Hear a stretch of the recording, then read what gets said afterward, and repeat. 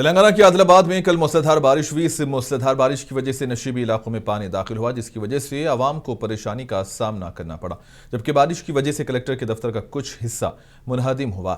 Collector کے دفتر کا کچھ حصہ منہدم ہونے کے واقعے میں کوئی جانی نقصان نہیں ہوا، کیونکہ دفتر میں خدمات انجام دینے والے ملازمین اپنے گھروں کو جا چکے تھے۔ عادل آباد میں 4 بجے کے بعد سے موسلادھار بارش کا سلسلہ جاری ہے۔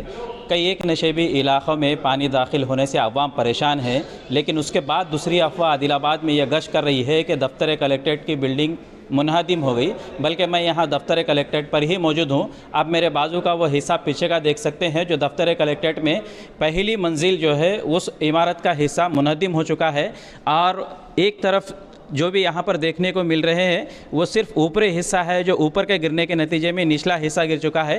لیکن یہاں پر خوش قسمتی کی بات یہ ہے کہ کسی بھی قسم کا کوئی جانی نقصان نہیں ہوا، کیونکہ یہ بتایا جا رہا ہے کہ شام میں تقریباً 6-6:30 بجے کے وقت میں یہ واقعہ پیش آیا ہے، اور یہاں پر تمام دفتری ملازم تھے، وہ اپنے گھر کا رخ کر چکے تھے۔ کسی قسم کے کوئی جانی نقصان نہیں ہوا، لیکن پتہ نہیں کہ اب کل سے یہاں پر دفتری کام کس طریقے سے چلے گا۔ ابھی تک آفیشیل کوئی کلکٹر کا بیان یہاں پر جاری نہیں کیا گیا۔